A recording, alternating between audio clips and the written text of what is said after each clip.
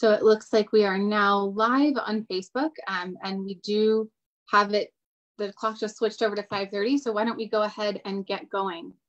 For everyone who is participating in this, either via Facebook Live or via the Zoom meeting, we welcome your comments and questions. We're going to start with a hopefully brief presentation from our panelists here to just explain what we're talking about, why this conversation is even happening, and hopefully that will maybe answer some of the questions that we might otherwise get before we turn over to public comment and questions. And we will accept both comments as well as questions. And we do have, a timer to try to make sure that we get through as many people as possible. I think we're going to do 90 seconds for public comment in order to get through as many comments as possible. And we will also accept comments via email. Of course, you can always email District 5, that's the number 5, at sonoma-county.org, or linda.hopkins@sonoma-county.org.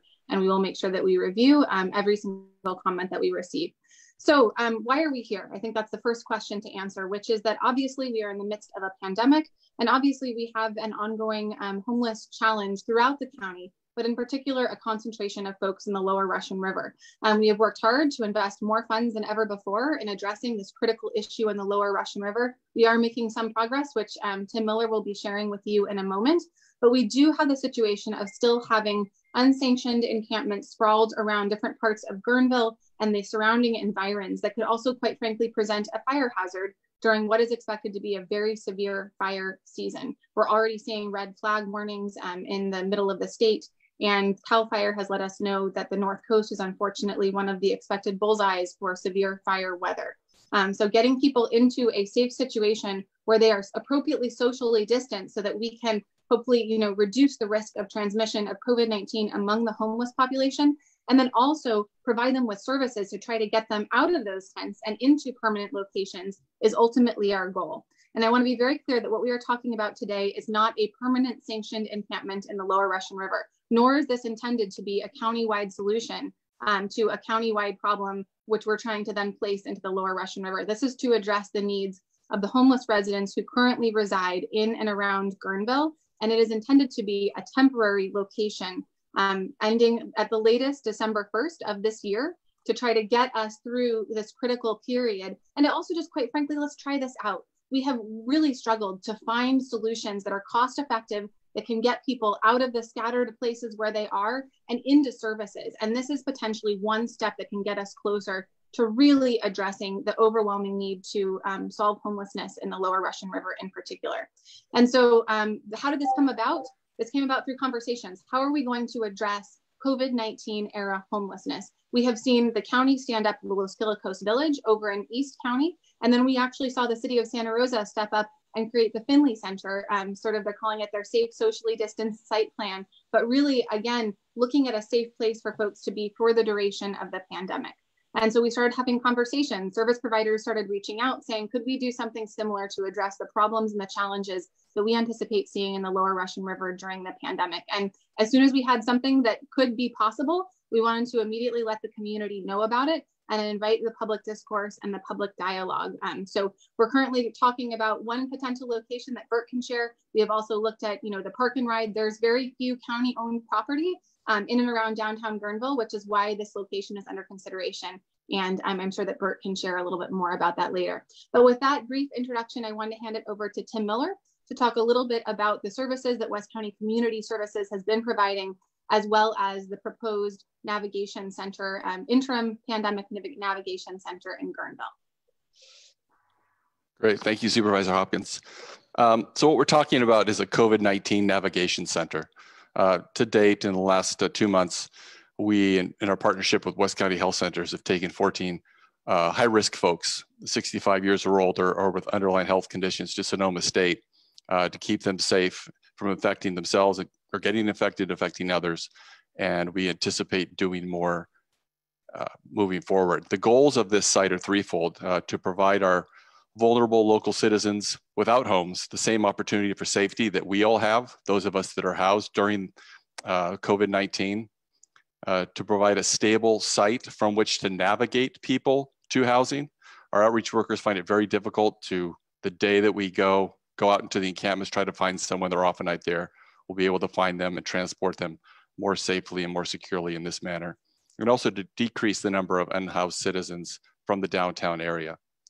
This operation would be informed by the successful operation at Los Gilicos, which is a rural area, and also with the Finley Center. And we've been in conversation with the leadership there on how they've been successful and would interpret their ideas to make ours successful as well. The site would have 24/7 management, on-site management, and would follow a harm reduction model. There would be on-site food and water and sanitation, and we're partnering with Clean River Alliance to help with garbage pickup to include the people staying there as well. The plan would be tents, standing tents, spaced 12 feet apart, like they're doing at Finley, which has proved successful. And there'd be housing navigation on site, working with folks to prepare them for housing, whether permanent, the COVID site at SSU, or shelters in other locations. And medical support that Dr. Cunningham at the health center can talk about would be offered as well. So that's the basics of the operation. At the shelter staff, we would close the shelter, transition those folks first to there, and then focus people in the downtown corridor to fill out the site of 25 people anticipated as well. Thank you very much, Tim, and we'll hand it over to Bert to discuss a little bit about the site location. Great, thank you, Supervisor Hopkins. Bert Whitaker, the Director of Sonoma County Regional Parks. And yeah, as we were approached and been discussing this with West County Community Services, and looking closely at what we're up against this summer with our regional park system, we're the most popular venue in town. Our facilities are very, very well utilized right now because of the emergency and because it's the summer season. And honestly, Greenville River Park in its current status, this is not a new thing of having individuals experiencing homelessness in the park, and really look forward to a potential partnership with what they're describing. Just a quick update kind of on Guerneville River Park. We haven't been to the community lately to sort of recircle what we envision out there, but we are still very much hard at work and getting very close to moving on the existing plans for the park, which include developing a boat launch facility, expanded parking areas. We're just about to sign the deal to provide new access off of Highway 116. And I think most importantly, safe and accessible access to the river as part of this project. It is not shovel ready yet this summer. We're not gonna be able to start the project probably until the building season of 2021. As we look at the park and where we're at right now, we see this as a pretty unique opportunity to do our best to provide some space to support these individuals during the emergency and sustain the partnership. I think, as was reiterated, it's important to understand this is very much temporary. We do not see this as a suitable location during the winter months, obviously because of the flooding. And certainly, as we make more investments in the park, we expect to see higher levels of public use in this place to really to come alive in new ways. In which case, I would say the real estate is very finite down there, and we would want to preserve all that for public use and enjoyment as people enter and exit the river in the years ahead. So that's kind of the overview. Thank you. Thank you very much, and I'll hand it over to Dr. Cunningham. And it would be great if you could also just touch on, Dr. Cunningham, on the potential implications of what rapid fire spread of COVID-19 in the homeless population could mean to the public health as well. Thank you. Yeah, thanks, Supervisor Hopkins. So I'm a family physician and the CEO at West County Health Centers. This has been the most interesting, challenging time in my career. Also, an opportunity for us to really think about health broader than a 20-minute office visit, but recognizing that health is part of what we deal with in the community. A pandemic, when it comes into our community, affects our most vulnerable population first, but affects all of us as a collective. So when we don't care for our most vulnerable, all of our community is at risk. We have been looking at a risk-based model for our approach to community health around the pandemic, looking at diabetics and hypertensions, people over the age of 65. The group that keeps me up at night most is the unhoused population. That's a group that has historically fragile medically, who would have high complication of the disease if they were both to get it, and also have a difficult time isolating and controlling the spread of others. So if a pandemic and a virus was to spread in that community, it would go quickly within that community. And because that community is within a larger setting, it would be at risk for all of our community members and businesses. We have, with West County Community Services, doing outreach. We do street medicine, so we go to many of the encampments, and we've been doing temperature checks and passing out important resources for that population already. It's very difficult to do that across the geographic area. It takes a lot of manpower. So the opportunity for us as a group to come together and do this in a coordinated effort just makes sense. For us to think about how do we concentrate our resources into one area to be able to both bring supportive services and medical services, to reduce the need for law enforcement and our EMTs and our paramedics to be circulating across the whole area, and to be able to do focused services in that area just makes sense. If a individual is screened and is at risk for COVID, we would have the opportunity to know where that individual is and then to help them with transportation to Sonoma State for the alternative care sites. If that individual was then to return, we'd have the ability to have them in an area if they were negative for us to be able to make sure that they continue to reduce, their symptoms have reduced. We are committed to do work on site. So we'll have our staff looking with West County Community Services at all of the individuals who are in that facility, both at primary services for urgent care needs, site infections, basic needs, and also for risk for mental health decompensation or addiction. And so we can be eyes and ears on the ground so that we don't have to call 911. We don't have to bring in the paramedics. And we can oftentimes handle that on site, and particularly if we can concentrate our resources in that area. So I have to say, this to me is it's just smart. It makes sense for us to put energy in a location that we can really coordinate and decrease the risk for all of us in the community. Thank you very much, Dr. Cunningham. And with that, I will hand it over to Fire Marshal Foreman to discuss a little bit about what the concerns are, quite frankly, with unsanctioned encampments, as well as what you would be looking for with respect to the proposed navigation site that we're considering today. Thank you. Good evening. My name is Cindy Foreman, and I am a Battalion Chief Fire Marshal for the Sonoma County Fire District. And the reason I'm here tonight is because the previous Russian River Fire District is now formally effective July 1st. Formally part of the new Sonoma County Fire District. Let me clarify that we are not the county of Sonoma. We are an independent fire district, and we are really happy to be, part of the Russian River area, Guerneville and Rio Nito. With that said, I was approached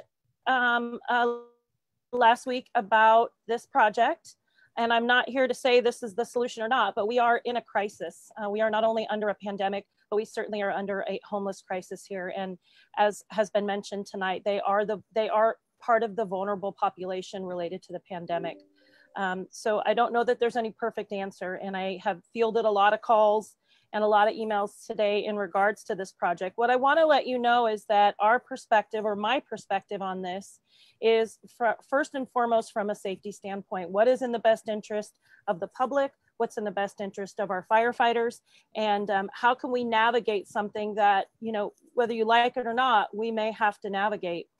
I've done a lot of information gathering over this last week, reaching out to my partners in Santa Rosa, reaching out to the county building official, reaching out to our sergeant out there at the river, reaching out to our crews who work that area and know it very well. Just as much intelligence as I can. I will be going out to the site with the building official to be able to look at where it's at and what some of the concerns could be. Had some good discussion in regards to what's been successful at some of the Santa Rosa facilities. And it's been touched on already tonight. A priority for us is not to have a drawdown of that one ALS ambulance that our Russian River station has for non-emergency type calls. It's really important that this camp has on-site health, on-site oversight to be able to deal with those type of calls that should not necessarily be drawing down our ambulance company. And that will be in place. I did get that, confirmed today. The security is a concern for me. That was also addressed today, that this site will have security. We don't want things like propane tanks and stuff being brought in. This is also a vulnerable population being put in a sensitive area, right? The Russian River is really important to us, right? And we have to protect our waterways. So we have to be really diligent and careful about what people are bringing into this site. You know, we are stewards of the public dollar, so I've got to do my homework before we move forward on this, and I am doing that. I assure you, I'm doing that, and I'm reaching out to those resources that can give me the most information and the best guidance on this. I did look into call volume as well in the other facilities in the city, just to get a gauge on what type of drawdown this could bring on our resources for calls. And I've got a 30-day reading on that. So I have some very good information on that. One of the issues that has come up that was addressed, although there is a smoking ordinance in Sonoma County, most of the sites have set up a designated smoking area. And here's why is, although it goes against the ordinance, we know these folks are going to smoke, right? So it behooves us to set up a place where it's safe for them and where they can discard their smoking materials, because if we don't, they're going to do it in their tents or they're going to do it somewhere that's not safe. So we will be looking at access and water supply when we go and look at this site. Is this a site we can easily get into should an emergency happen, whether it be with the public or whether it be from a resident of this camp? We're looking at water supply. Is that going to be an issue for us? We already touched on security and the health side of it. I am a solution-driven person, and the goal is to make this as safe and reasonable as possible should this camp move forward. So we will be evaluating that site on a later date. Thank you so much, Battalion Chief Foreman. I really appreciate you sharing your perspective and your subject matter expertise. We're going to go ahead and turn to questions, but I'm going to cheat a little bit in that I really have one question that I would like to have us discuss as a panel before we launch into the Q&A from the audience. Obviously, we have downtown businesses that are struggling right now. They have been through fires and floods and now a pandemic. A lot of small business owners are hurting, and I think that a lot of folks want to know, how are we going to ensure that there isn't a negative impact to downtown businesses? Recognizing, of course, that downtown Guerneville already has an impact from homeless residents there. And so, you know, this is a tough question, but I think it's one that we have to grapple with. And so I'm wondering if Tim and maybe Dr. Cunningham could touch a little bit on how we're going to manage this to make sure that this doesn't become a huge challenge for our small business owners.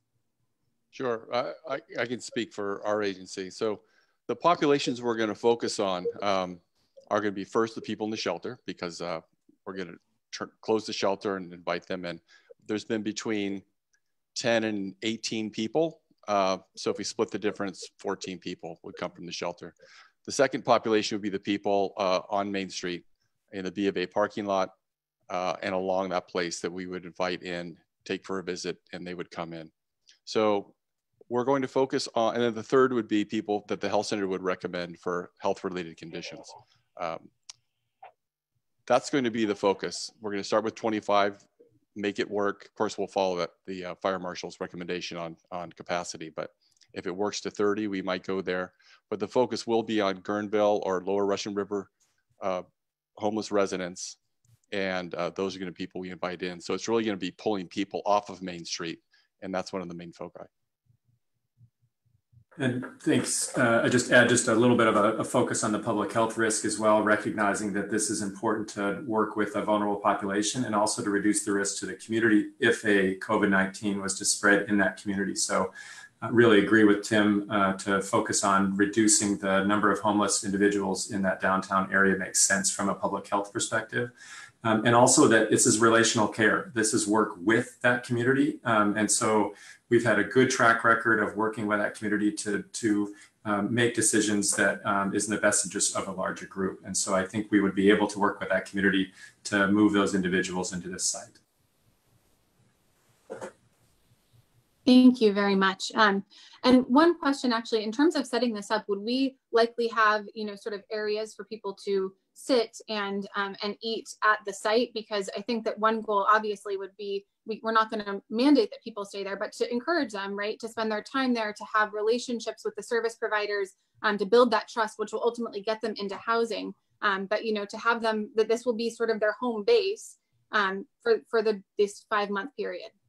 Yeah, there are, as for people who have frequented the park, there's picnic tables there on a cement pad, and there's barbecue sites on the pad as well. So the goal is very much to keep people there as much and as long as we can, not only for their health, but the health of others. So the food will be delivered there. There'll be water there. There is already a bathroom and water fountain there. We would likely bring in a hand washing station, the one that is in front of the B of A building right now. And so we wouldn't be additional costs there as well.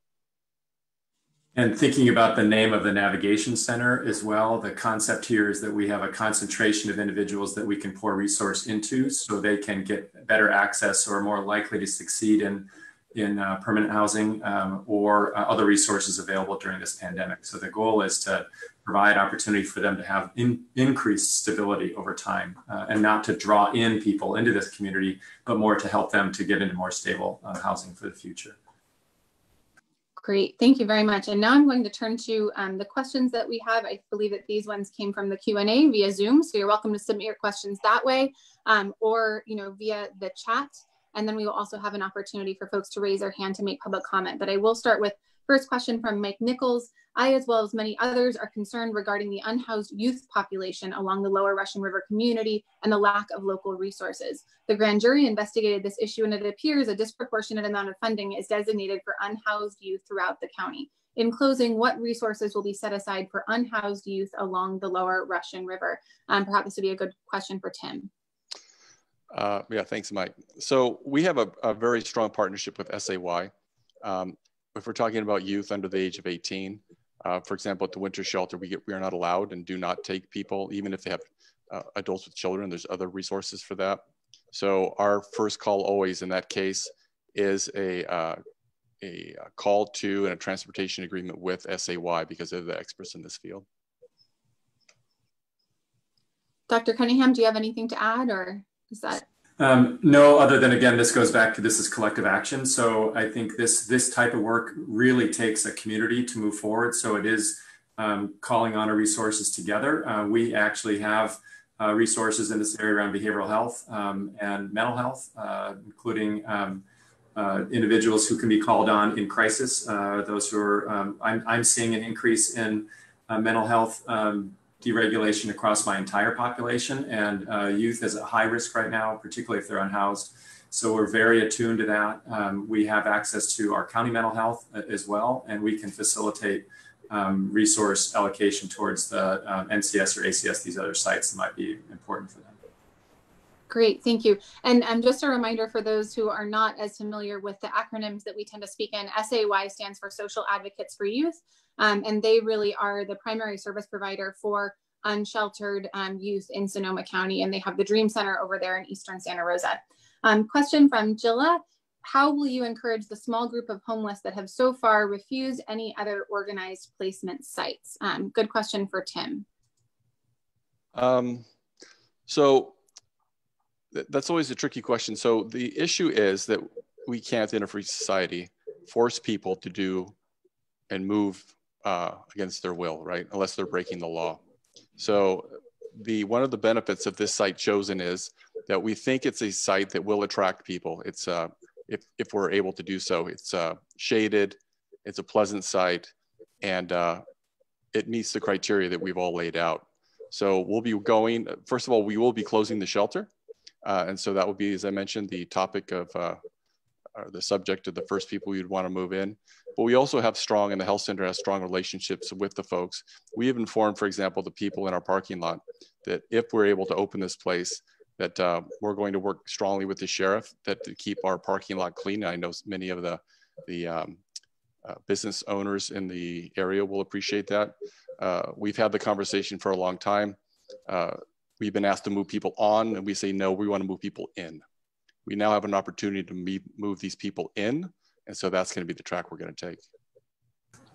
And I would just go back to the relational component. This is not doing things to people. This is doing things with people, and it really does take long-term relationships. So most of us want to be safe, particularly in a pandemic, and this is an opportunity for that population to have a site that is safe. And so I do expect us to be able to have success in moving people into that space with them.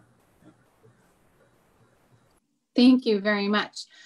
Question from, or / comment from Paige McDonald. I agree that it is needed. My concern is long-term. I hope that the plan for that site to be developed as public access to the Russian River really will happen. I hear from Bert that it is still in the works. Bert, are you going to make a public commitment to moving forward with river access to assuage Paige? Yes.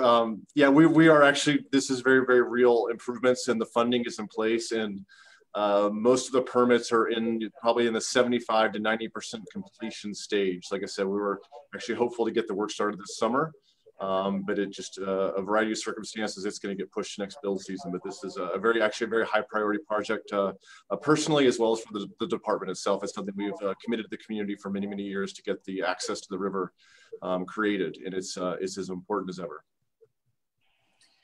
Great, thank you for that, Bert. I do have a question from Jim Doran. What is the homeless population of West County? That information is available from our homeless point in time count. I had it memorized when the numbers came out, but I don't have it off the top of my head. Tim or Jason, do either of you remember Elise? Elise has it. She's saying is it 225? What was 225? Okay, 225. And that's sort of the unincorporated West County, I assume, that is not including, I think we have maybe Sebastopol called out separately, or Western Santa Rosa is called out separately, if I remember correct. Okay. All right. Question from Josh Dale. What are the numbers of cases within the homeless population now? How many homeless are in the lower Russian River? How about antibodies? The homeless population seems fine and is not diminishing so far.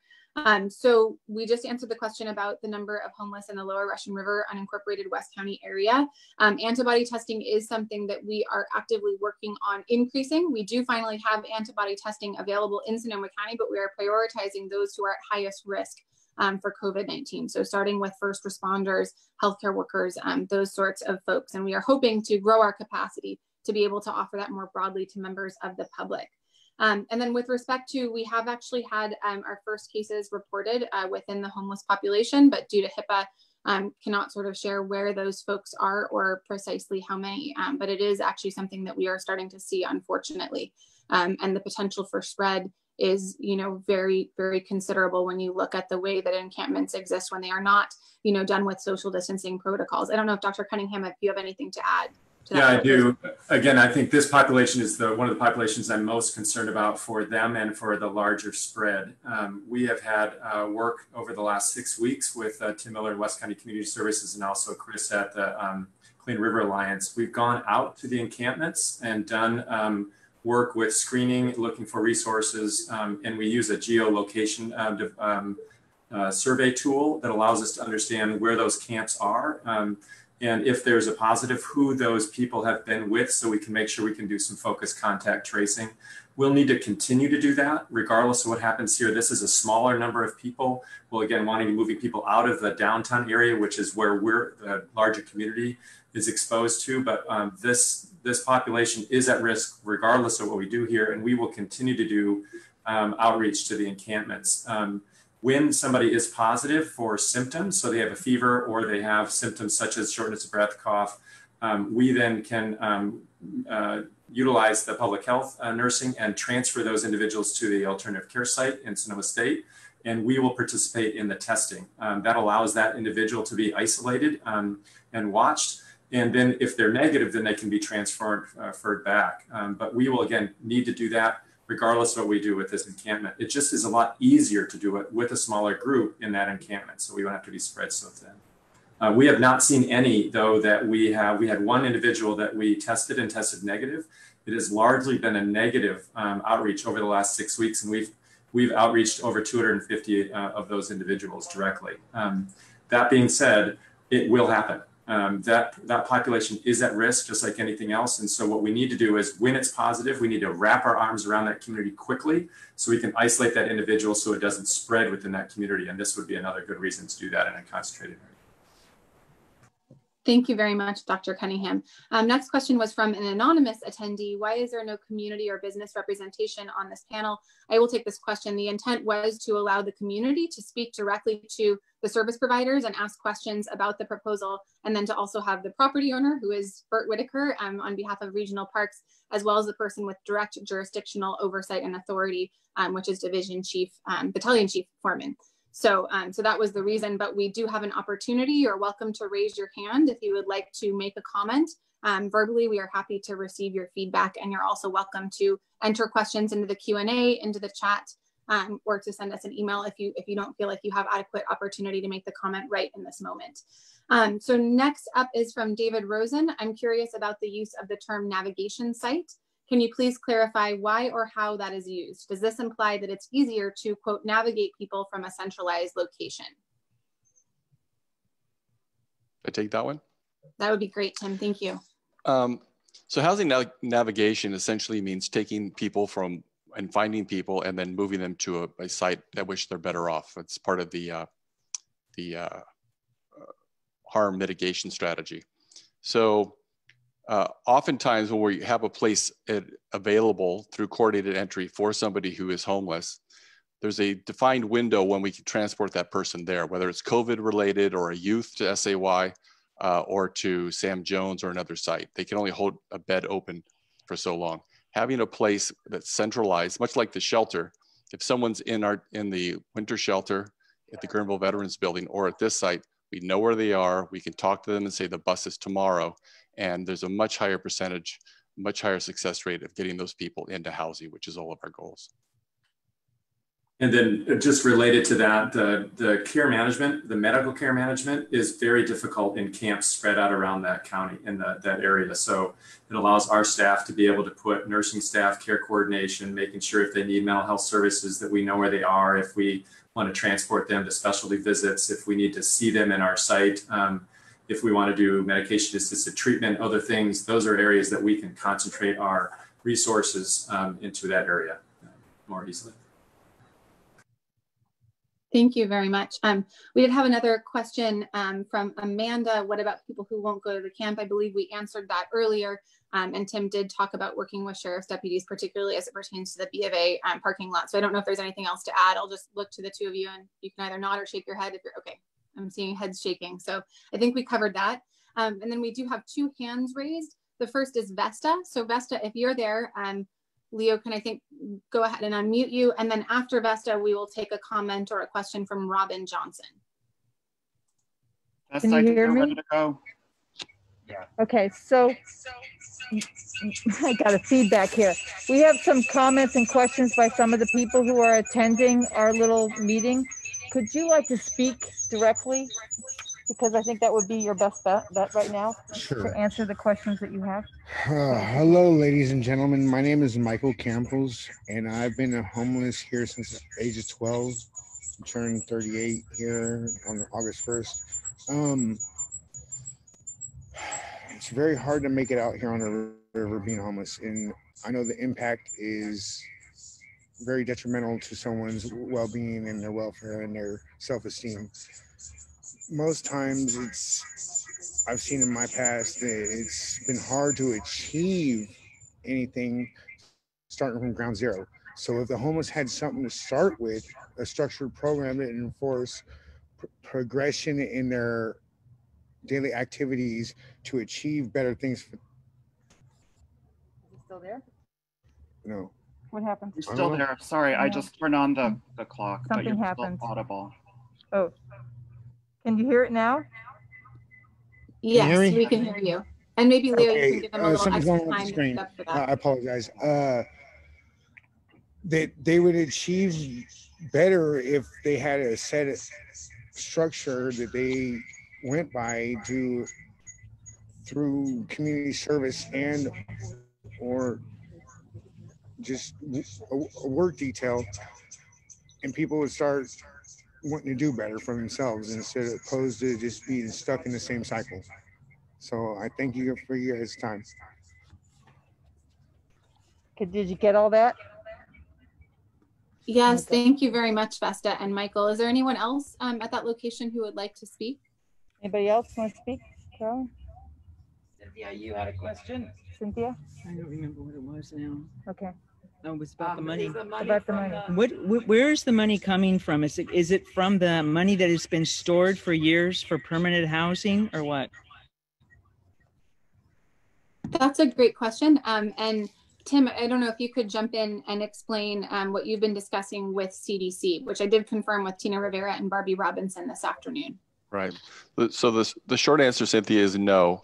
It is not coming from the 1.2 or 1.3 million that the community approved 10 years or so ago for a permanent site for a winter shelter and a daytime service center. That is not where the money is coming from. Where the money is coming from is the money for the winter shelter that's COVID related is going to be transferred to this site. And also there's a small agency in the town of Sonoma called SOS. For a variety of reasons, they refuse their funding. And so the CDC is making that available for this as well. And just to say from West County Health Center's perspective, these are our patients already. We are not going to receive any extra funding for this work. It's just easier for us to do our existing work. Thank you. Okay, so Robin, you're up next. I'm gonna go ahead and put you on. I'm gonna unmute you right now and you should be ready to go. All right, can you hear me? We can. All right, thanks so much everybody for your service. These are interesting times. It sounds like, well, I'd like to know, I have a few questions. If you can say which other options are on the table. A lot of my question had to do with, hey, stop me if we've taken off River Park. I've got personal as well as professional concerns about that. Our county parks are where it used to just be on the weekend. By midday, they're closed down because of the capacity. Hey, we've all been locked up a long time, right? The free park of Rio Nedo, and also Monte Rio, I'd personally seen midweek just crashed with people. I understand that Johnson's is going to be opening and being very smart in separating so that there is the social distancing going on. And to take away one more park that's actually free is a concern. I know with customers, people ask me, where can we go? And I don't want to send them to places that they're going to be trespassing, right? That's such an issue. There's got to be county-owned land that is not in the watershed, that's not going to impact neighborhoods, communities, etc. I'd also like to hear a bit about the rules that will be in place. Will it be clean and sober? Will there be curfew? I think I just hit my time out. Did I? Okay. Yes, go ahead and just finish your last sentence and you're up. And also the other encampments that, because we have our fill down here, will those also be invited to close down so that they can go to this central location so that our services can work even easier with them to find them housing? Thank you. Those are great questions, Robin, and I hope that I was able to scribble them all down as you were speaking. So please feel free to use the chat or raise your hand again if we miss anything.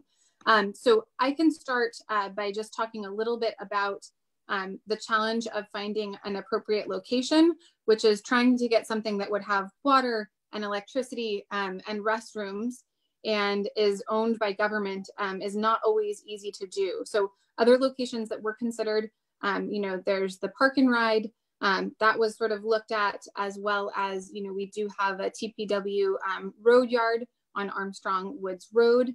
And then I'll hand it over to Tim and Dr. Cunningham if you want to talk a little bit about why this location seems suitable. And then I could hand it over to Bert after that to talk about other river access points and sort of what we're seeing with respect to river use over the summer.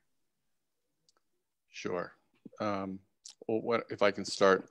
So if we're talking about Guerneville River Park, there's quite a few positives there. One, it's an easy service site in terms of distance from the Healthcare for the Homeless team, Clean River Alliance, and ourselves. It's also a relatively easy site to isolate at, which is what we want from a health perspective and also a safety perspective. In terms of and as mentioned, it does already have on-site sewer, I assume it's sewer, septic, water and electricity. Is there one for the river?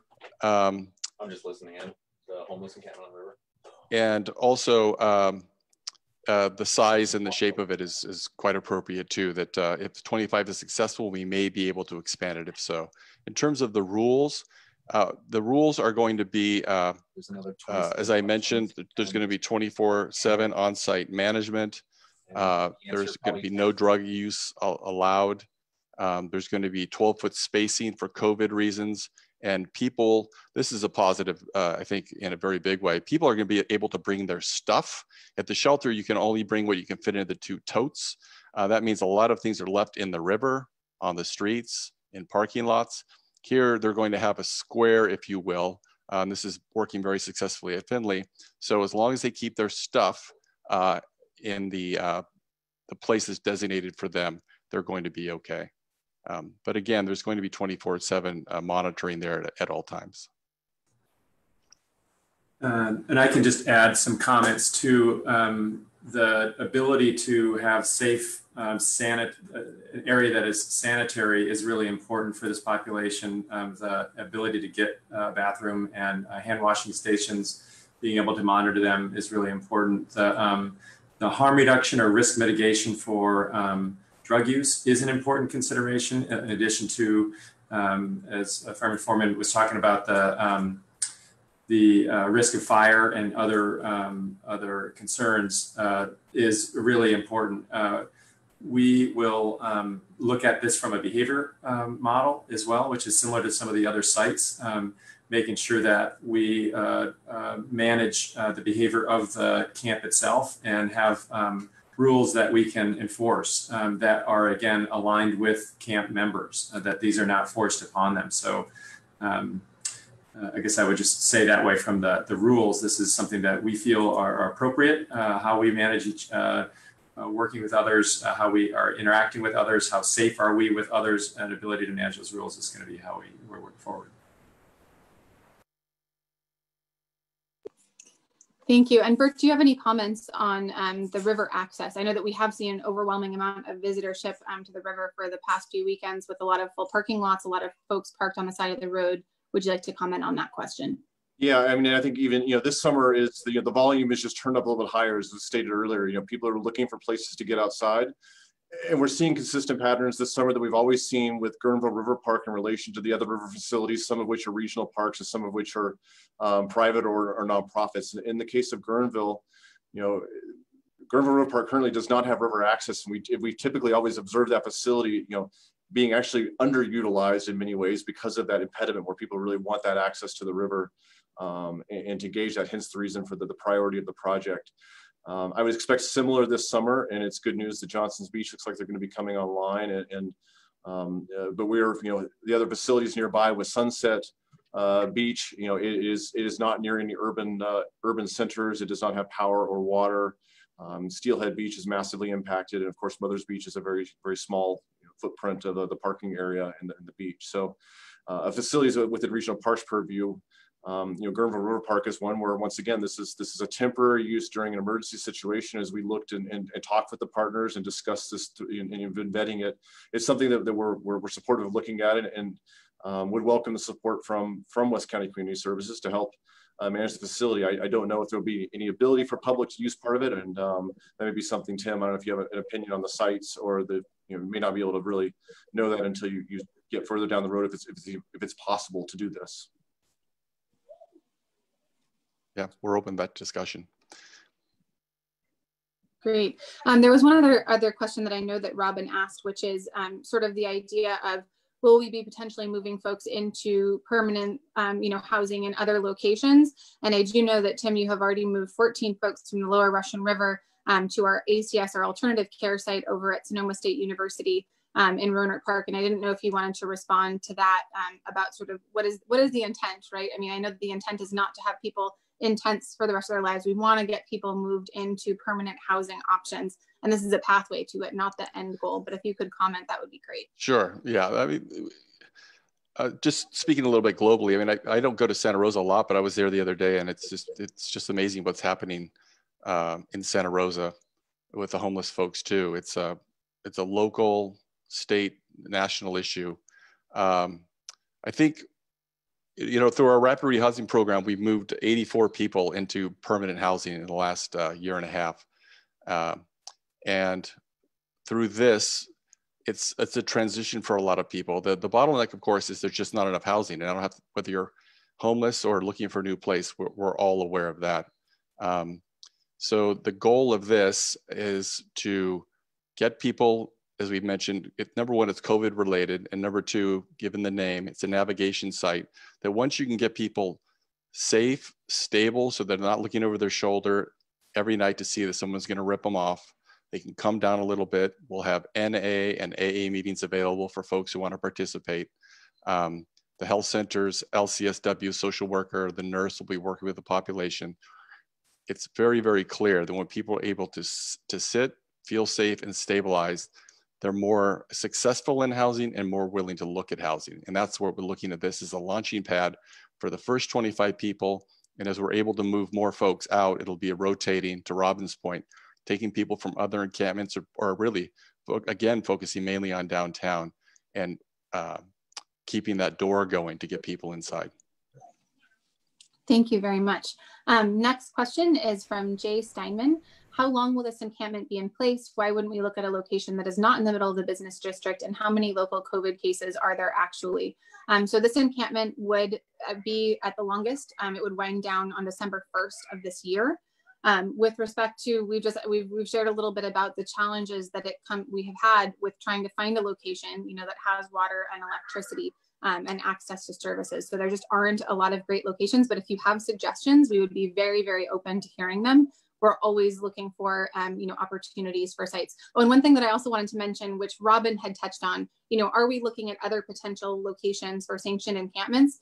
And I was actually on the phone this afternoon with our CDC and Department of Health Services Director, Barbie Robinson, and Tina Rivera over at the CDC. And I'm actually really looking forward to the fact that the Board of Supervisors will be discussing homelessness issues next week. And I am going to be asking the board for a commitment for one encampment in every district. So, you know, Supervisor Susan Gorin has one at Los Guilacos Village. If we move forward with this project, this would be a pilot project for West County. And the goal is not to, you know, just look at a couple locations. It's for every single community to step up and be part of the solution, because we do need, you know, local geographic places that can serve as that navigation site to transition people into permanent housing. So it is not just us, we are looking at countywide solutions. And the city of Santa Rosa has stepped up with Finley as well. Next question from Karen was related to a similar question that we had asked, the sort of only free parks available here in Guerneville for our community and tourists. I believe that Bert addressed that concern. Question from Greg, can you please discuss in more detail the security plan? And then there's also another question from the chat that kind of goes with Greg's security, which is from Rogers saying, we are the property owners directly next door. There is no fencing separating the park and us. So perhaps if, you know, Tim or Dr. Cunningham would be willing to comment on security, and I can certainly volunteer that I would be willing to go to bat for funding if temporary fencing is something that would be useful on this site. I know they have done that at some of the other sites, including Los Guilacos Village, as well as the Finley Center. And then I'll hand it over to Tim. Yes, as for whatever site that might be chosen, fencing will definitely be in play. It's provided very effective at Los Guilacos and also at the Finley site. So we have to be able to monitor who comes in and out. And the only people who would be invited in would be staff, registered volunteers, or of course the people who are staying there. So that would be part of the security there. As I mentioned before, there would be 24/7 management of the facility. There would always be a staff person there. And then we're looking at lighting for the facility as well. So what I can say is, if for people who fear people who are homeless in the community, and sometimes it's a justified fear for anybody who may be under the influence, for example, this will be 25 fewer people you have to worry about in the downtown corridor, and they'll be monitored unlike they are downtown 24/7 at this place. For the property owner nearby, I've been to the park twice, and this is, if I understand, it's away from the river up near the parking lot, if that's what we're talking about. And we would be going as far away from that area as we could. And there would be obviously fencing between the two areas. Thank you. And I believe that we actually got an email from that property owner as well. And so I would personally be happy to meet with the property owner. I would imagine that other panelists would be as well, to go and walk the site and discuss the placement of fencing. So I just wanted to extend that offer. We do have 2 hands raised, unless Dr. Cunningham, you have anything to add to that? No, just that I think, you know, we all recognize that this pandemic is an opportunity for us to do something together and practice what we're doing and getting feedback. So rapid feedback, rapid action. I really like the concept that we're action oriented. So feedback and then solution oriented movement, I think is what we need to do. So it's a good opportunity. Great. And actually, you know, it occurs to me that Battalion Chief Fire Marshal Foreman might also have some comments regarding fencing and security and as sort of part of the infrastructure of the proposed encampment. Yes, that's absolutely something that we will look at when we do the site visit, making sure that access for our emergency responders is patent and accessible. So that is, as I mentioned earlier, access and water supply, those are the 2 big ones we look at right out the gate. So we definitely will be looking at that. Great, thank you. The next one, we have 2 hands up. Kelly Murray is the first one. So if we could go ahead and turn into public comment mode, Leah, that would be great. Hi, everybody. Thank you very much for the opportunity to speak. My name is Kelly Murray. I'm the manager of Parker's Resort, which comes right along the backside of the property from that particular park. We've had a lot of problems with that area. We've had, our guests have been accosted, assaulted. We've had things stolen. We've had the sheriff here many times that we didn't call, actually. The sheriff just comes in and pulls in, goes down, and will arrest someone that, you know, that may be down there. Or we've had a lot of problems. It's been historically, people are not going to mind fences. They don't mind our fences. They don't mind our private property, you know, stay out signs. Since we haven't had guests here the last 3 months now, it's gotten worse. Our tables are now spray painted with graffiti. And as far as their stuff goes, I take about 3 bags of their stuff that they leave littered all over on the river on our side when they come down there. And the amount of needles that we find, we kind of figured out why they're coming down there. So where there's a will, there's a way. And they found a way to get over and come onto our property without any problems at all for the last 5 years. So if you would like to include us, Linda, with anything, with walking the property or having us involved, we would appreciate the opportunity. And I thank you. Absolutely. I will definitely meet with you. And so if there's any opportunity, if you could send an email so that I make sure that we follow up with you, or if you can put your contact information, you know, you could message it directly to me or Leo, that would in the chat, that would be very helpful. So next up is California Mermaid, which I assume is Vera. You'd be welcome to chime in. And just, Vera, you should be ready to go. I'm gonna go ahead and put the clock back up for viewers who are saying that you can only see the clock. Hello. The questions are just called in, so there's no video. Go ahead. Okay, so I am sitting here with some of the homeless from 3rd Street, and they want to make sure they're being heard, and you're seeing the questions in the question column or the chat. Cynthia is one of them.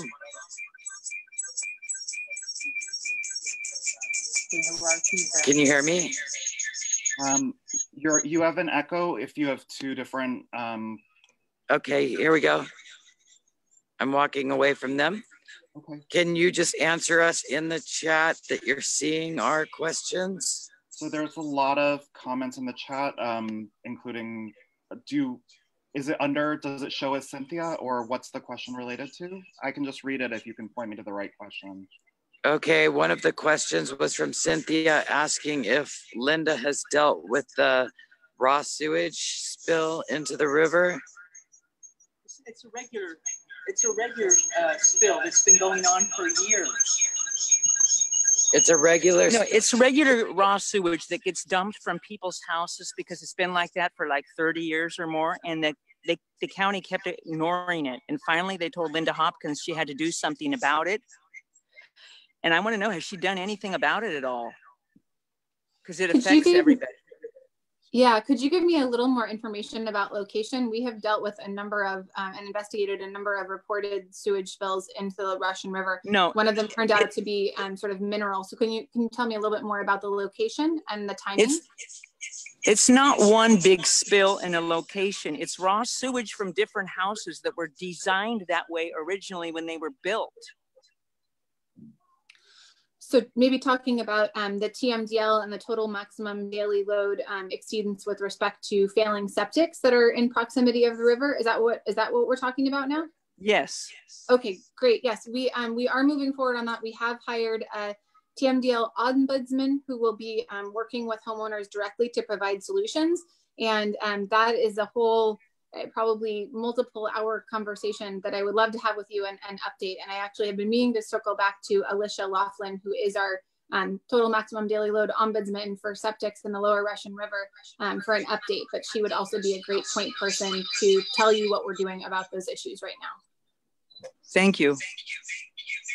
Thank you, Cynthia. Also, you had a question about the bikes and people stuff. Are we going to have a place to lock bikes up?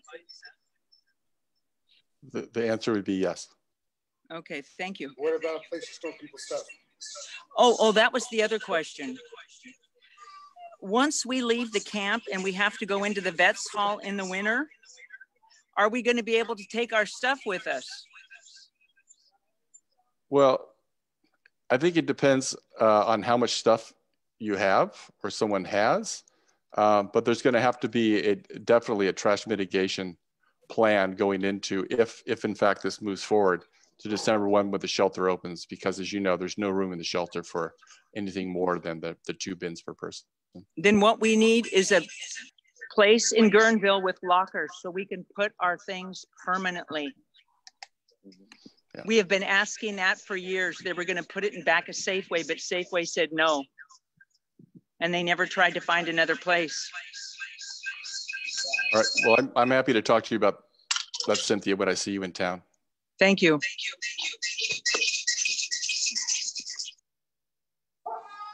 Anyone else, Vera, that would like to talk from your connection? Sorry, Vera, I'm trying to unmute you again because I was trying to stop the feedback. Not yet. I don't think anybody has any questions at this moment. Okay, go ahead. Thanks, Vera. Linda, 2 other hands came up. I don't know if you want to go back to the questions or just take the other 2 while we're here. Sure, why don't we take the hands and then we'll go back to the questions list. The next person is Larry Meacham. So I'm gonna click to allow you to talk and unmute you here. You should be ready. Hi, can you hear me? Yes. So I just needed some clarification in one question. One clarification is you had said the shelter is going to be closed. Currently it houses between, I think, 10 and 18 individuals, if I understood correctly. So that means if you go to the maximum of potentially 30 or more likely 25, you're only talking about 7 additional individuals. Am I correct in my understanding of those numbers? Partially, yes. Sticking with the 12 to 18, it changes every day, but let's just stick with that number and call it 15, which is an average. The shelter is only for nighttime. So what that does is it puts those 15 people out on the street every day. Closes, the people have to be out at 7 in the morning and they can come back at 5 p.m. So it was 20, if we use the number of 25, which would be our starting number, it's 25 people off the streets, additional people off the streets every day.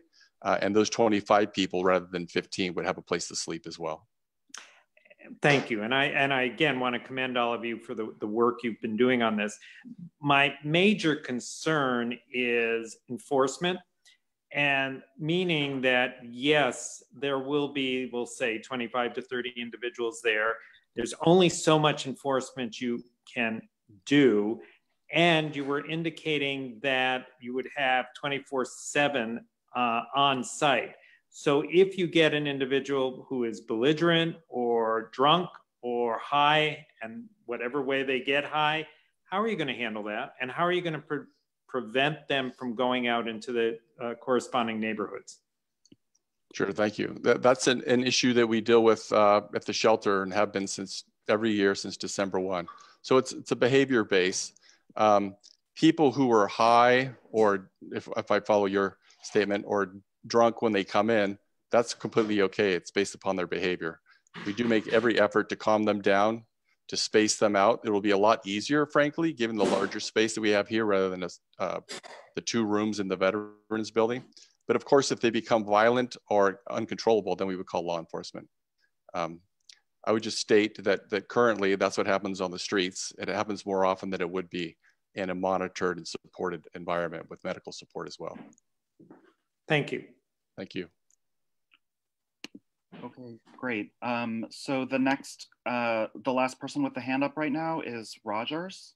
Rogers, I'm allowing you to talk and you should be unmuted at this time.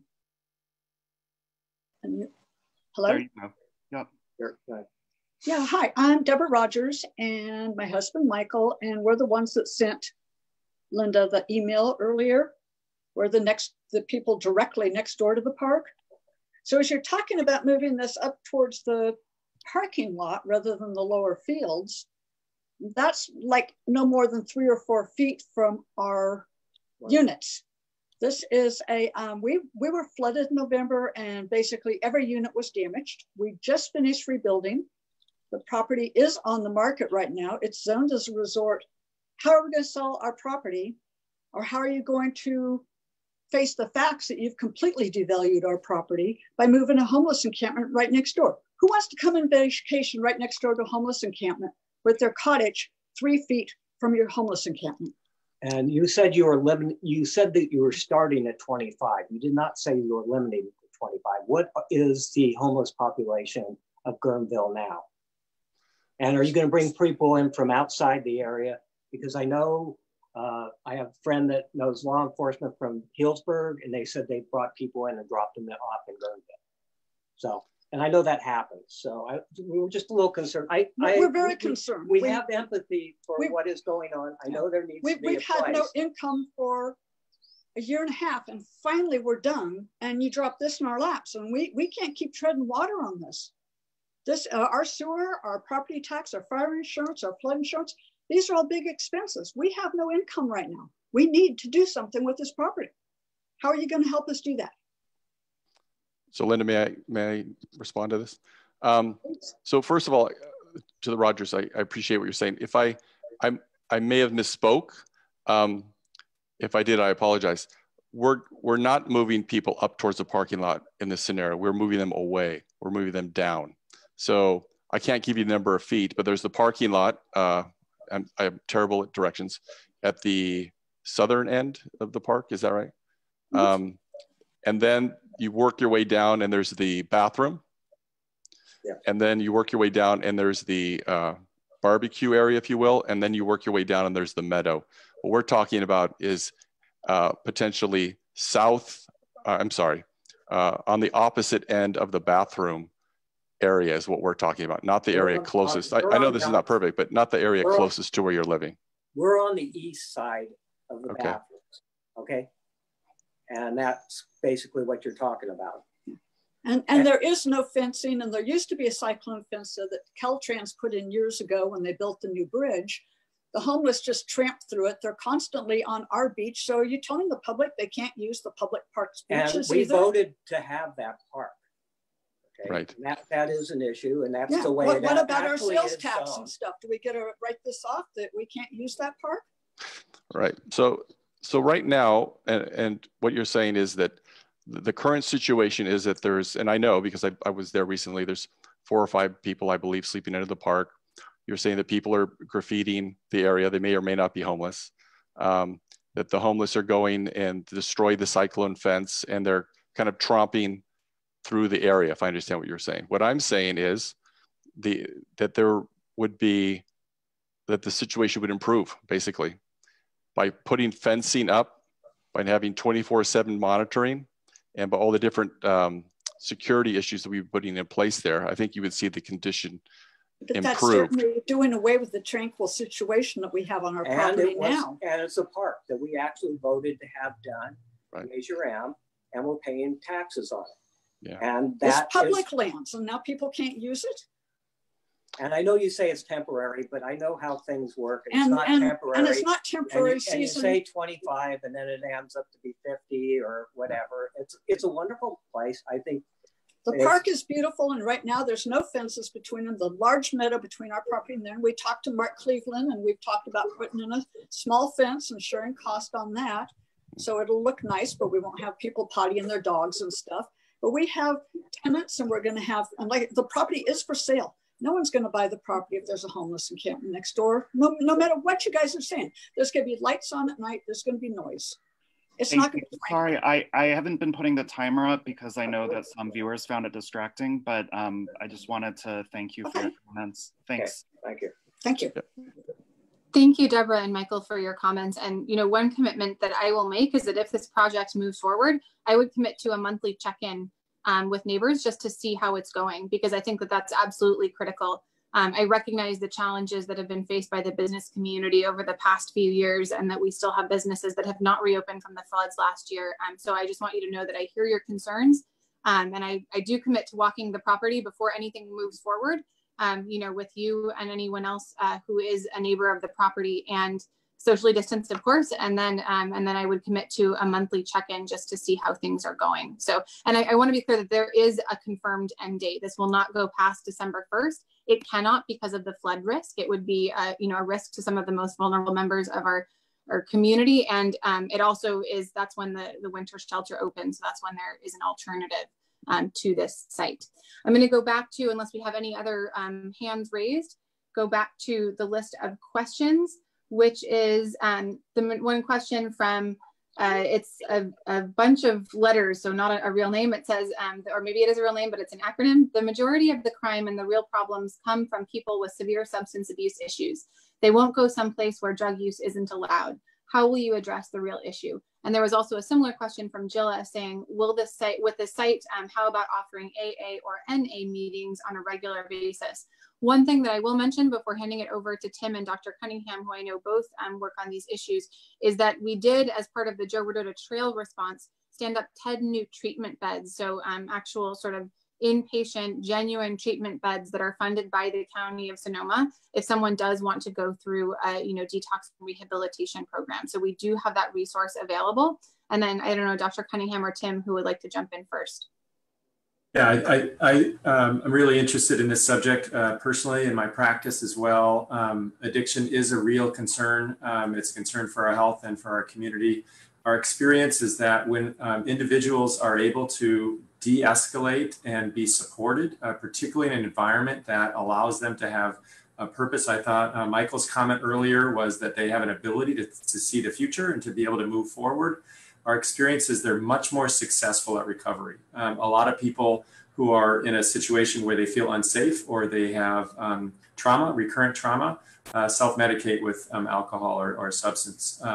And so we find that our ability to shift their substances to something that's much safer, like medication-assisted treatment, such as Suboxone, they become much more effective at compliance and then moving forward in other aspects of their life when they have a supportive environment. And this is a really good example of that. So I do think it's really important that other services like AA, NA, dealing with their other chronic illnesses, so pain, dealing with their other diseases is a really important part of comprehensive mental health. And then behavioral health, of addiction, and then behavioral health and mental health are an important component of successful treatment for addiction. So our ability to concentrate services right there in a collaborative way, in a way for us to then have wraparound services to allow them to have hope for a future in their housing, will allow most individuals to have more success. So.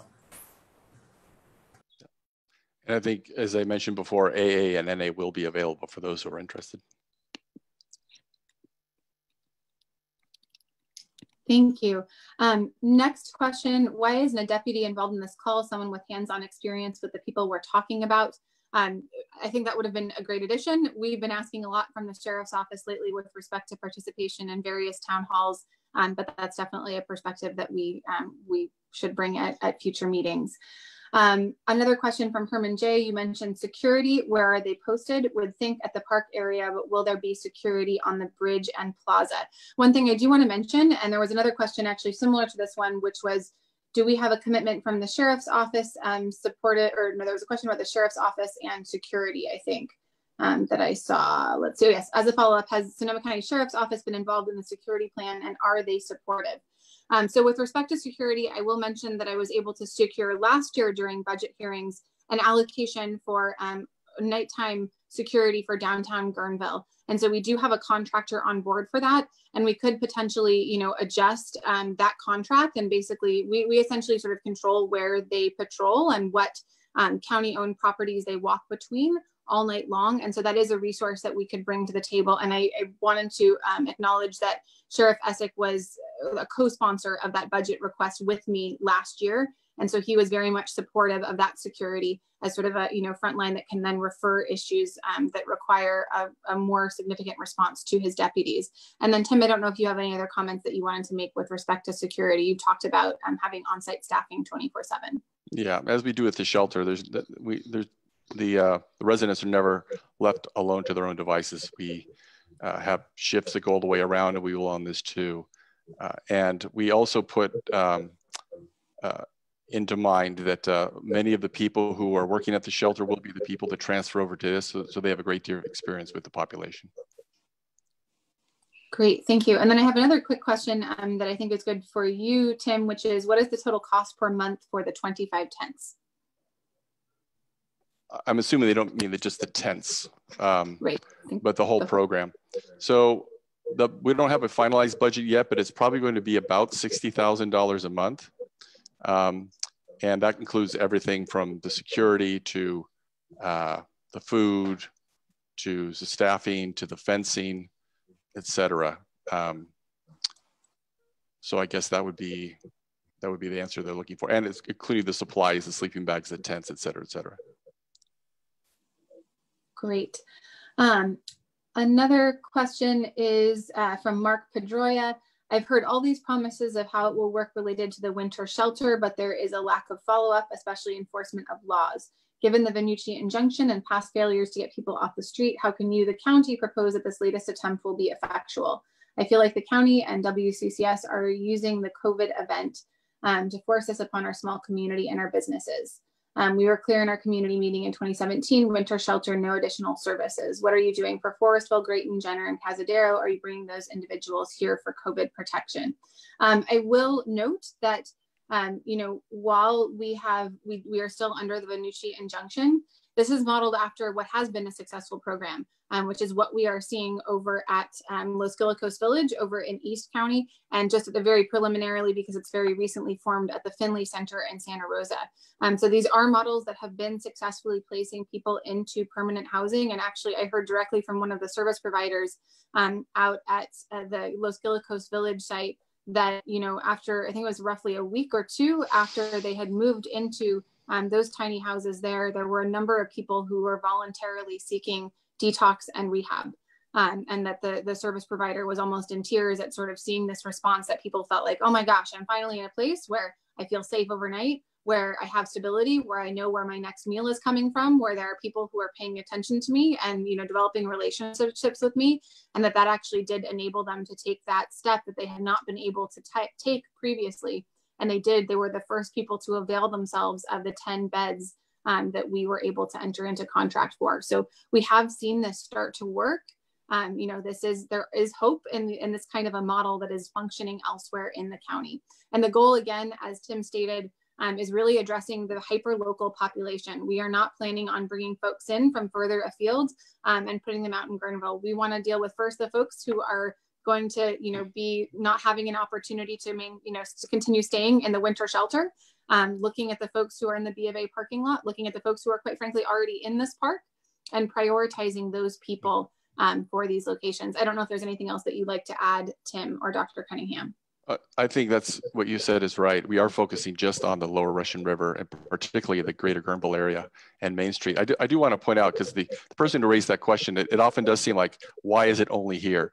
I can say just for ourselves that we are increasing our homeless support in Sebastopol with great success. we opened 2 years ago and now manage a mobile home park there called Park Village. We added 8 trailers there. 24 people have rotated in there to greater housing, but it's a permanent supportive housing site with 8 trailers hooked up to sewer, water, and electricity. And we've just been approved and should receive funding next month for 2 additional trailer pads there for 2 more homeless families, as well as rehabbing 2 apartments up above that will house a total of 6 to 12 people in the next 6 to 12 months. So it's happening everywhere, and that's the only way we're going to succeed. And I want to thank you, Tim. I remember actually when we had an encampment on River Road, the Mirabelle Triangle, that actually a number of folks were able to find, housing at the site in Sebastopol. And so we have actually seen folks move from the lower Russian River into that mobile home park over there in partnership with the city of Sebastopol. Next question I have is, unless Dr. Cunningham, if you had anything that you wanted to add to that one. No, I thought you said it really well. And it goes to really the model of really support and allows people who are wanting to get better to get better. There is good work happening, and there are successful cases that we can attest to. Thank you, Dr. Cunningham. Question from Ariel. I'm wondering if the county is providing, I would assume it means funding to nonprofits like Russian Riverkeeper, Clean River Alliance, and WCCS that have also been hit hard by the pandemic, in ensuring that they're able to accomplish their mission in keeping the river free of trash, in addition to maintaining this encampment and growing number of clients. So we personally provided some funding to Clean River Alliance through our discretionary 5th District dollars. We have also been advocating for broader support for their food delivery services through the Department of Emergency Management. So we're very committed to continuing to support the great work at Clean River Alliance. And then Tim could probably speak best to the funding that they're receiving from the county right now. Yeah, the success that we've had quite a bit, both in our rapid rehousing program, which is both prevention, keeping people out of homelessness, as well as helping people who are falling in homelessness stay housed, as well as the Mill Street, which is our 8-unit supportive housing project on Mill Street, and the support for the shelter have all been very, very useful. I can also say that one of the partnerships that Jason mentioned, and this is a really great model, is when we do this COVID outreach to make sure that our homeless population does not have COVID-19 and are not spreading it to the people who are in our community. We're taking food bags out to them made in the senior center, putting health center information in there on how to remain safe, and it's being delivered by Clean River Alliance to encampments. At the same time, they're picking up the filled garbage bags that homeless encampment members have filled up of their trash. And so there's a transfer. Here's your food and medical information while we pick up your trash. Included in the budget for this is money for Clean River Alliance to work with the population to maintain trash in that area as well. Great, thank you. Another question from an anonymous attendee: how many homeless have actually transitioned to stable housing in Guerneville in the past year? And why do you think this park will be successful in transitioning to permanent housing? So 84 people have been housed from West County, and the large number of those are from the lower Russian River in the past year through our rapid rehousing program. As we mentioned, we took 14 people just in the last 2 months to Sonoma State from the river area so they can be housed there at 65 and older or underlying health conditions. We also took 5 people to the FEMA trailers that are also set up at the park, at the fairgrounds as well. So I think focusing the model on housing first, focusing the model on partnerships, and building relationships with people so they trust you enough, because many of them are untrustful due to past trauma in their lives, is really, really important. And we're able to do that through our years of commitment and support to them. And I think that's going to play a big role in making this positive and successful. Thank you. And I wanted to, just since we have only a short amount of time remaining, is sort of transition to if anyone else would like to make comments. If there are any questions that we have, and then if we run out of commenters, then we'll take questions with the remaining minutes that we have. And then if there are any questions that we didn't have an opportunity to answer, my commitment is that we will come up with a frequently asked questions list, and we will, work with Dr. Cunningham and Tim Miller to sort of answer those questions, and then put that out via our email newsletter and via social media so that we can make sure that we provide those answers to folks. But I do want to make sure that people have an opportunity to be heard if they do want to make that public comment. So we do have 2 hands up, and I will hand it over to Leo to call on those folks. That's right. Thank you. Let me try to get this back in gear here. So we've got Paige McDonald up first, and Steve Trippy was waiting as well, and I see other people raising their hands now. So let's go ahead and start with Paige, and I will put the clock up. All the commenters are not with video anyway, so you'll just see the clock if you're viewing on Zoom. Yes, hi, thank you for taking my question. I was wondering if the health center site, the site that was purchased to build the new health center, has been considered. It's where our old health food shop used to be. There's currently a restroom, it's on sewer, there's fencing. It would be a great, I think, site to consider a long-term housing, you know, encampment there for long-term purposes. And I'm just wondering if that site has been considered. It doesn't look like much is happening there. And, you know, I could be totally off base, but I would like your thoughts on that. Thank you. Thank you, Paige. Yeah, that's been a long process for us to raise money for that site. We're excited to announce that we have secured funding and we'll be starting to build on that site this summer, likely July, August through 2021. So we'll have a state-of-the-art community health center to support our residents in that area, including all of the services we're talking about late 2021. So I'm thankful to say that's not an option because we'll be starting to build on that soon. Okay, thank you. Mm-hmm. Great, thank you. Next we have, looks like somebody hung up. So Nance Jones is gonna be next. Nance, you should be ready to go. I'm unmuting, I'm on mute. Now you're unmuted, thanks Nance. You know, my question was for Bert Whitaker, and I was actually interested by the Rogers question of if the residents vote on a regional park, can the regional park make a change of venue without people voting for it? I mean, I was just kind of interested by that question. I didn't feel like I got totally answered. So, you know, you're really changing the venue of that park.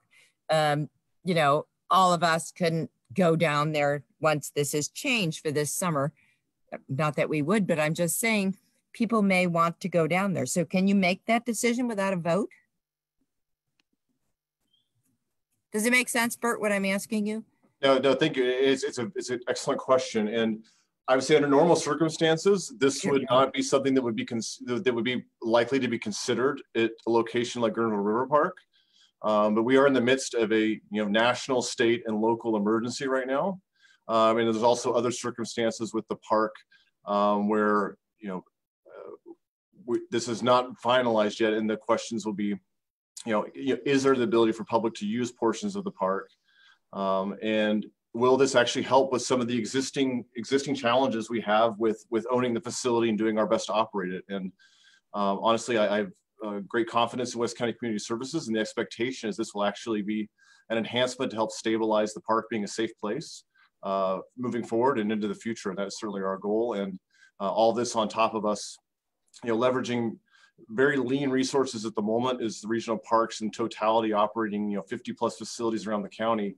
We are working our tails off to get people onboarded and are several months behind because of the closures with the county being able to hire the folks to clean restrooms and to take care of facilities. So it's an interesting culmination of a lot of things that come in that as much as anything, because of the question you asked, would this normally go to a vote or be a change of use?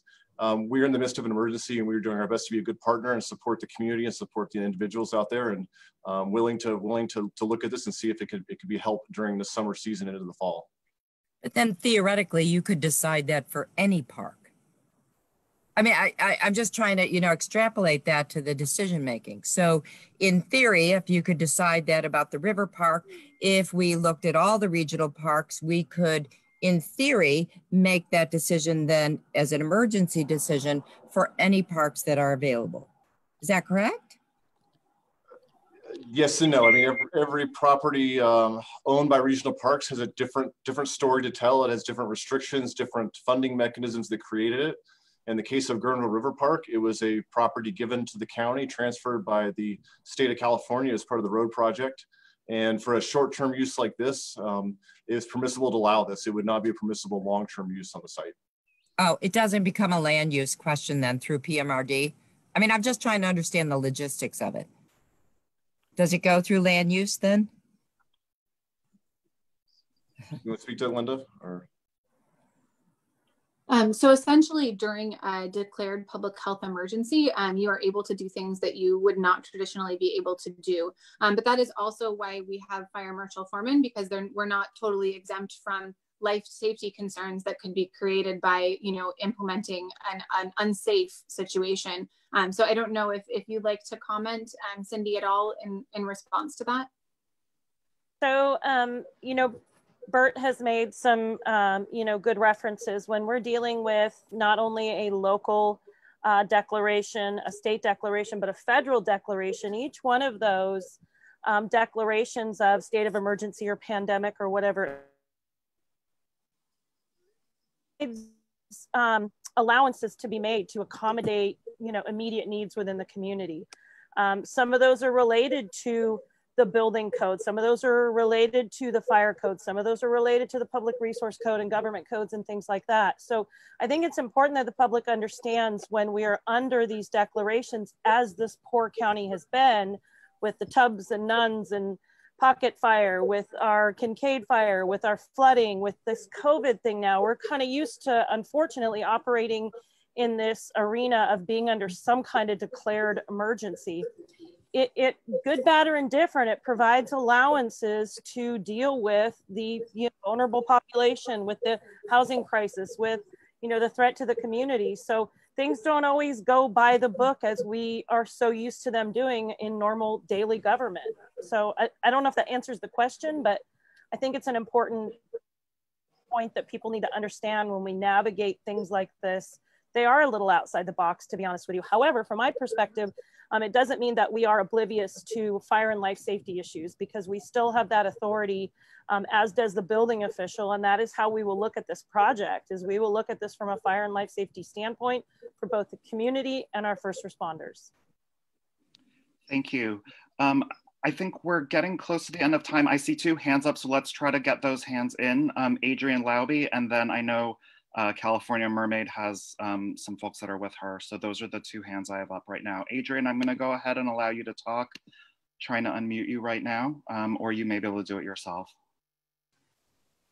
There you go. Thank you. Thank you so much. I'll be really quick and just say thank you again for everybody.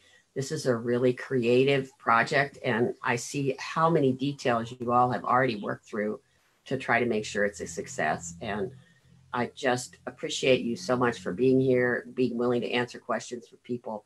And I'll be behind this project 100%. Thank you. And I'm gonna go on to, is it Vera who's California Mermaid? Anyway, you're allowed to talk. Go ahead and unmute and share with the people that we are. Thanks. Hello, can you hear me? Yeah. Yes, we can hear you. Okay, so I had a long discussion with Sergeant Ryan Russell in regards to the homeless task force officers. If there was any, was my question. And he told me, yes, Brian Jensen is on collateral assignment as a homeless task force officer. I asked if he felt another task officer would be helpful, because I have experience with this type of officer helping us on Fife Creek. When I call for a police officer, it's very hard for them to leave their police duty. And it was very helpful to have a task force officer rather than the average task force responding all the time. So I wrote in that Sergeant Ryan Russell told me that 80% of the police calls during the day alone are homeless calls about homeless. So are we having a talk about adding other task force officers to our force?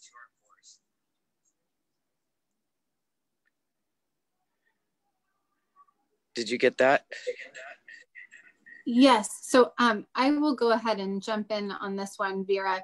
One thing that we have done is that we have created a HEART team at Sonoma County, which is a homeless encampment response team that is specifically, it's multidisciplinary. So we have social service workers, we have sort of mental and behavioral health clinicians, all working to essentially get at this. So we are trying to stand up our mobile support capacity for, you know, it's not law enforcement, but it's kind of coming at from the other side, from the social services side, to try to, again, develop relationships. So that's something that we're working on at the county level. We haven't had conversations regarding additional law enforcement staffing at this point in time.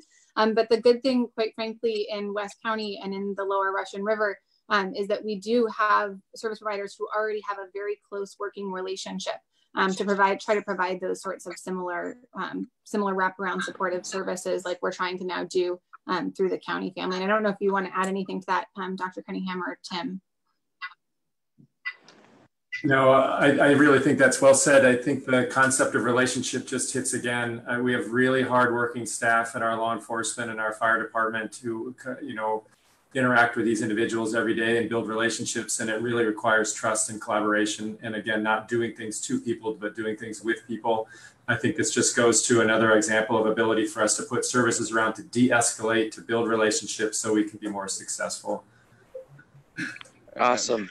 And I agree. I think, you know, none of this and no community success without its law enforcement and fire department, first responders. I think we don't really see eye to eye in everything, but I think we have an open, honest relationship and we depend on them, and I hope they can depend on us.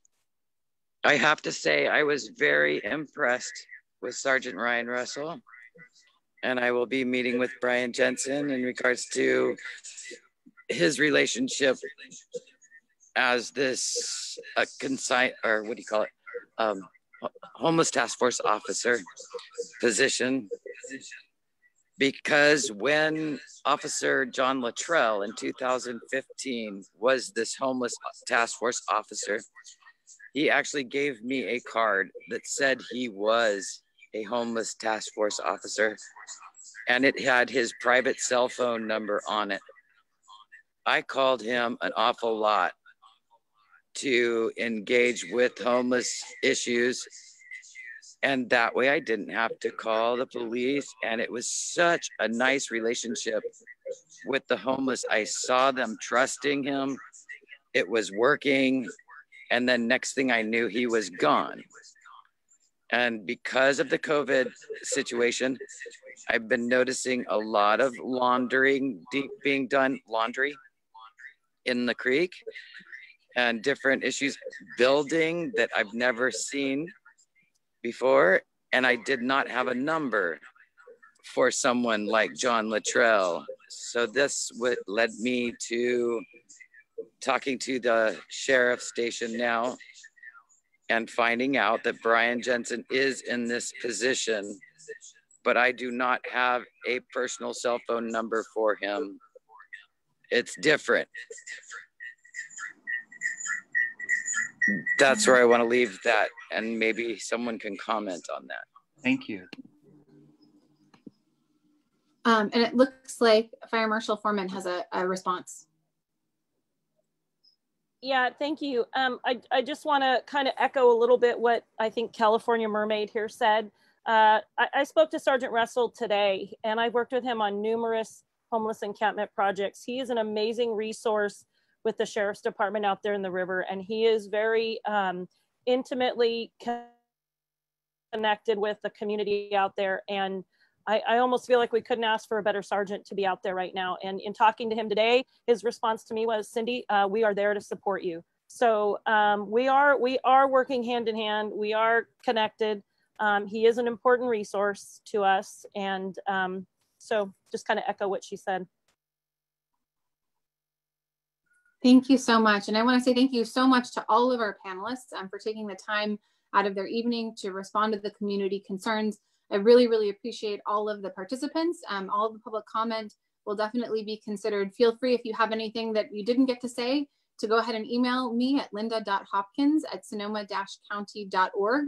And again, we will be making sure that any questions that we did not get to answer today We'll compile an FAQ and make sure that that goes out via email and also via social media. Finally, this will not be the end of the conversation.